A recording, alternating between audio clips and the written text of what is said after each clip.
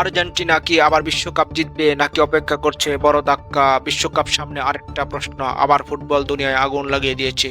Argentina কি আবার বিশ্বকাপ জিতবে নাকি 2022 ছিল শুধু একটা সুন্দর গল্প আর 2026 অপেক্ষা করছে কঠিন বাস্তবতা? কারণ একটা বিষয় পরিষ্কার, আর্জেন্টিনাকে এখন সবাই ভয় পায় কিন্তু সবাই বিশ্বাস করে না। আজ হাইপ নয়, ইমোশন নয়, আমরা দেখব আসল অ্যানালাইসিস। আপনি দেখছেন এরিনা পালস স্পোর্টস। এখানে অনেক world cup prediction, football drama আর অনেস্ট অ্যানালাইসিস। ভিডিওর শেষে আমি আমার ফাইনাল প্রেডিকশনও দেব।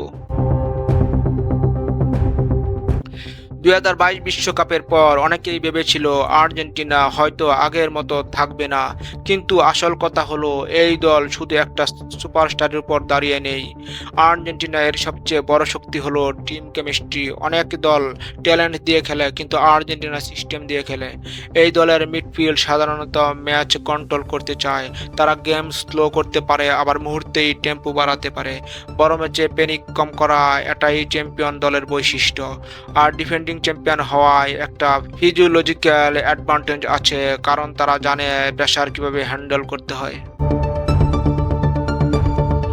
কিন্তু এখানেই আসে বড় প্রশ্ন, একই দল কি সবসময় একইভাবে ডমিনেট করতে পারে?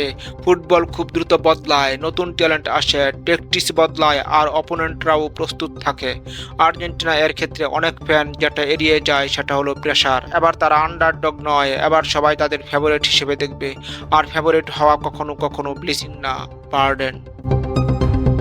বিশ্বকাপ লিগ নয়, এখানে একটা ভুল, একটা রেড কার্ড, একটা ডিফেন্সিভ মিস্টেক পুরো টুর্নামেন্ট বদলে দিতে পারে।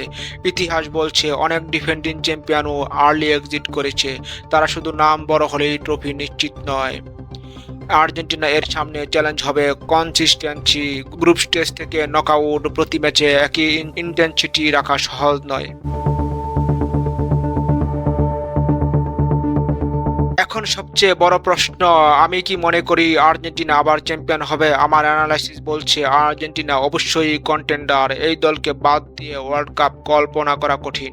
কিন্তু একটা কথা পরিষ্কার, এবার রাস্তা সহজ নয়। ফাইনাল পর্যন্ত যাওয়ার কোয়ালিটি আছে, তবে ট্রফি গ্যারান্টেড নয়।